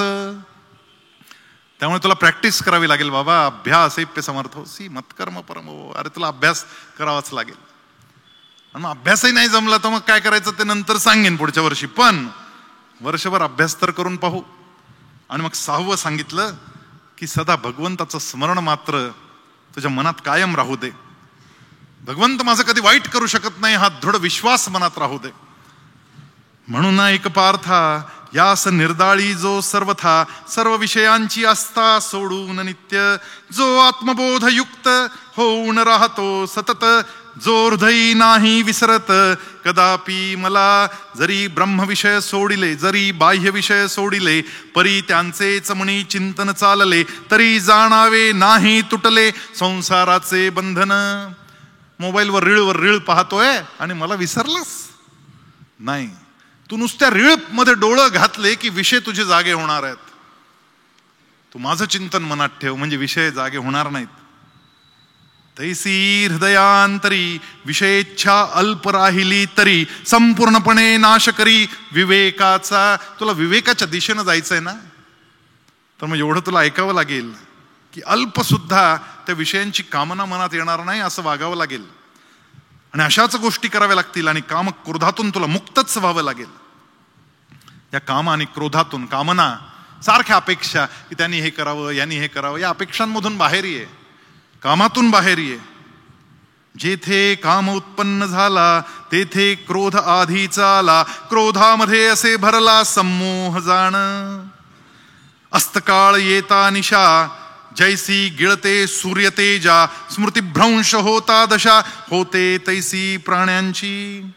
जैसा जन्मांधतो पळताना धडपडे सैराट दिनवाना बुद्धिभ्रम होता अर्जुना तसेच होते. चैतन्य लुप्त होता शरीरा येते जी अवस्था तैसी बुद्धिनाश होता स्थिती होते जीवाची. म्हणून ऐक अर्जुना जैसी ठिणगी लागते इंधना मग तीच भडकुनी त्रिभुवना जाळू शके तैसे विषयांचे ध्यान. ही ठिणगी आहे रे. ही पडली की जळालाच म्हणून समज. आणि म्हणून 7वा मंत्र दिला तुला कामातून आणि क्रोधातून बाहेरच आलं पाहिजे. आणि 8वा मंत्र दिला रागातून आणि द्वेषातून तुला बाहेर आलं पाहिजे. म्हणून विषय संपूर्ण काढ सर्वथा मनातून मग राग द्वेष ते मुळातून होतील नष्ट. कोणाविषयी द्वेषाची भावना मनात येता कामा नये. आणि अनुराग म्हणजे माझं आहे हे माझं आहे ही मीपणाची भावना मी केलं हा अनुरागही येता कामा नये. प्रसन्न चित्त राहायला शिक. त्यासाठी एक संपूर्ण श्लोकच दिला. प्रसादे सर्व दुःखानां हानिरस्य उपजायते. तो आतून तुझी प्रसन्नता वाढवायला लागलास ना की सगळ्या दुःखांची हानी झाल्याशिवाय राहणार नाही. आणि म्हणून 9वा मंत्र पुन्हा एकदा दिला. तू प्रसन्न हो रे प्रसन्न हो. अर्जुना ज्याच्या चित्ता आहे अखंड प्रसन्नता तेथे संसार दुःखा समस्ता वाव नाही. अमृताचा निर्झर प्रसवते ज्याचे जठर क्षुधे तृष्णेची पीडा फार त्यास नाही कदापि. हृदय ज्याचे प्रसन्न त्यास दुःख होईल कोठून. बुद्धी परमात्मरूपी जडून सहज त्याची राहते. तुझ्यातली प्रसन्नता, keep smiling all the time. आजपासून सवय लावूया. आज घरी गेलं रे गेलं ना, की जे काही असेल ना, खिचडी बिचडी जी काही बनवलेली असेल तुमच्यासाठी, ती खाताना घरी बोलायचं, हा काय मस्त झाली. नाही मीठ असलं तरी म्हणायचं मस्त झाली. नाहीतर पहिला घास घेतला खिचडीचा आणि उपवास केला दिवसभर आणि मीठ नाही खिचडीत म्हणून क्रोधाचा भडका उडाला, तर उपवास तिथेच तुटला तुमचा. आणि त्यामुळे रोज आपलं जेवण झाल्यानंतर कानात हळूच सांगायचं काय कमी जास्त असेल तर, पण जेवताना मीठ नसलं तरी तसं खाऊन टाकायचं. इतका संयम करता आला पाहिजे. आणि असा संयम ज्या वेळेस आपल्यामध्ये निर्माण व्हायला लागेल त्यावेळेस आपण स्थिरमती व्हायला सुरुवात होते. ही स्थिरमती हा 10वा नियम सांगितला कृष्णानं, की जर शांती पाहिजे असेल ना जीवनामध्ये तुझ्या, तर तू स्थिरमती व्हायला शिक. हा योगयुक्तीचा विचार न जाणे ज्याचे अंतर, त्यास विषयपाश सत्वर करतात बद्ध. स्थिरबुद्धीची भावना जरी नसेल मुळी मना, तरी शांती कैसी अर्जुना लाभेल त्यास. जरी अग्निमध्ये घातली ती बीजे उगवली, तरीच जाणा शांता झाली सुखप्राप्ती निश्चित. अरे आगीत भाजलेली बी आणली आणि ती पेरली आणि त्याच्यातून जर वृक्ष निघाला तर समज अशांत माणसाची बुद्धी स्थिर झाली. हे घडणे नाही. जो अशांत आहे त्याची बुद्धी स्थिर होणार नाही. आणि बुद्धी जर स्थिर करायची असेल तर ती शांती तुझ्या मनामध्ये आली पाहिजे. आणि अशी शांती ज्यावेळेस मनात येईल त्यावेळेस काय घडेल तुझं, तुझी स्थिती ब्राह्मी स्थिती होईल. तू त्या ब्रह्मपदाला प्राप्त होण्यासाठी सिद्ध व्हायला लागशील. ऐसी निस्सीम ब्राह्मी स्थिती, तिचा अनुभव जे घेती, ते निष्काम पुरुष ब्रह्मपदी विलीन झाले अनायसे. चित्स्वरूपी विलीन होता देहांत समयाची व्याकुळता, त्या स्थितप्रज्ञाच्या चित्ता स्पर्शू न शके. ऐसे ऐकून कृष्ण वचन मणी म्हणू लागला अर्जुन, ही उपपत्ती आमच्याच पूर्ण कामास येईल. तो प्रसंग असे अतिसुंदर जणू सर्व धर्मांचे आगर, किंवा विवेकामृताचा सागर अमर्याद. त्याचे संपूर्ण निरूपण करील सर्वज्ञ श्रीकृष्ण, त्याचेच करील निवेदन पुढच्या वर्षी.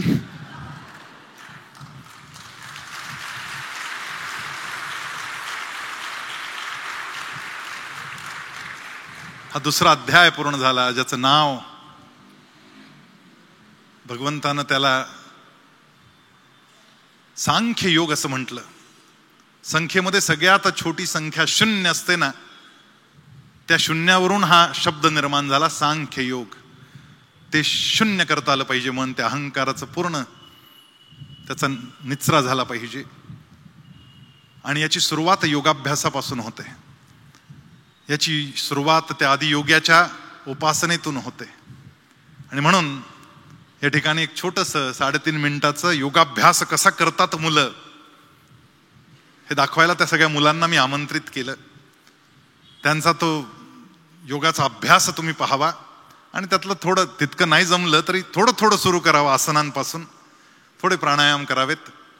या 15 ऑगस्ट पासून सगळ्या रोगमुक्तींसाठी एक बिल्वयोग नावाची एक संस्था जी काम करते, त्याचा एक ऑनलाईन प्रोग्राम चालू होणार आहे. जे खोपकर सर या सगळ्या मुलांना शिकवतायत ते ऑनलाईन लेक्चर्स घेणार आहेत. तुम्हाला जर गरज असेल त्याची तर त्यातही जॉईन व्हा. ज्यांना कोणाला हे पुस्तक घ्यावंसं वाटायला लागलंय की अरे हे फार सोपं आहे, कळतंय, 7-8-10 कॉपीज काहीतरी माझ्याकडे होत्या गीता परिवाराच्या स्टोअरमध्ये, त्या आणल्यात, त्या 500 रुपयाला आहेत. इथे पुरणार नाही कदाचित, तर त्यांनी त्यांचं नाव आणि फोन नंबर देऊन ठेवावा. मागून घेता येतील नागपूरहून आणि त्या वितरित करता येतील. आणि हे योग नृत्य संपलं की त्यानंतर पसायदान आपण सगळे म्हणूयात आणि मग थांबूयात. राजस्थान युवक मंडळचे अध्यक्ष, कार्याध्यक्ष कल्पेशजी मर्दा, बंधू मनीषजी मालपाणी, या सगळ्यांचा आग्रह असतो. आणि सगळी तरुण मुलं अतिशय प्रेमानं येतात आणि आग्रह करून जातात. नुसतं फोनवर आमंत्रण देत नाहीत, स्वतः भेटायला येणार, आग्रह करणार. आणि मी तसं नाही स्वीकारत, मी थोडासा येऊ देतो. त्या निमित्तानं ही तरुण पिढी संपर्कात राहते. या सगळ्या तरुणांचं मनःपूर्वक अभिनंदन करतो आणि त्यांनी ही सुरेख संधी मला तुमच्याशी संवाद साधण्याची दिली त्याबद्दल कृतज्ञता व्यक्त करत भगवच्चरणी प्रार्थना करूयात. योगेशं सच्चिदानंदं वासुदेवं व्रजप्रियं धर्मसंस्थापनं कृष्णं वन्दे जगद्गुरुं. श्रीकृष्णं वन्दे जगद्गुरुम्.